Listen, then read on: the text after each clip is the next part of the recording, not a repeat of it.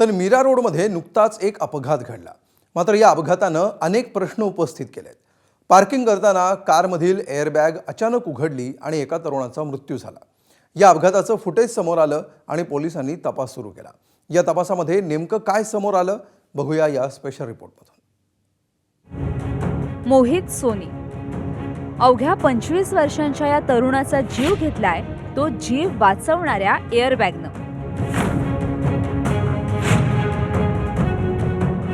होय, अपघाताच्या वेळी कारमधली जीव वाचवणारी ही एअरबॅग या तरुणाच्या मृत्यूचं कारण ठरली आहे। ही घटना आहे मीरा रोडमधली। या सीसीटीव्ही फुटेजमध्ये मोहित सोनी आपली कार पार्क करत होता। याच दरम्यान अचानक कारमधली एअरबॅग उघडली। एअरबॅगचा हा धक्का इतका जोरात होता की मोहितच्या मानेला गंभीर दुखापत झाली। अचानक गाडीचे जे एअरबॅग्स आहेत त्याचा स्फोट झाला आणि एअरबॅगची जी कॅप आहे ते त्यांच्या मानेमध्ये घुसली। त्यामुळे जो मोहित सोनी जे व्यक्ती आहेत त्यांचा तेथे जागीच मृत्यू झाला होता।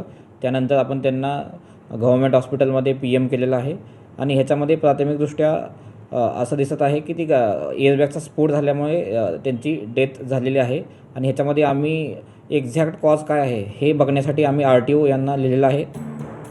मोहितला तातडीनं रुग्णालयात दाखल करण्यात आलं, मात्र डॉक्टरांनी त्याला मृत घोषित केलं। पण या अपघातानंतर ही एअरबॅग नेमकी कशी उघडली याचा तपास सुरू आहे। अभी हम लोग इधर खड़े थे जी।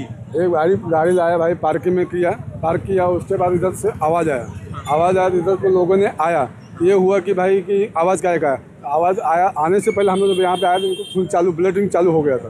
ब्लडिंग चालू होने की वजह से तो हम लोग इधर आए करीब, तो ये हुआ कि भाई हम लोग हाथ नहीं लगा सकते, इसलिए कि पुलिस को पहले बुलाया जाए, उसके बाद जो होएगा देखा जाएगा। तो पुलिस आने में देर हुई, एम्बुलेंस वाले को कॉल किया गया, एम्बुलेंस वगैरह भी नहीं पहुंच पाया हमारे समय के हिसाब से। तो बंदे को हम लोग, तो पुलिस आने के बाद हम लोग उसको बाहर निकाले। बाहर निकालने के 10 से 15 मिनट पहले बंदा ऑफ हो गया। तपासात हे वाहन जुनं असल्याचं समोर आलंय।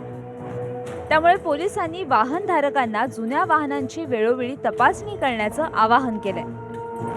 प्रभाकर कुडाळकर, ABP माझा, मीरा रोड।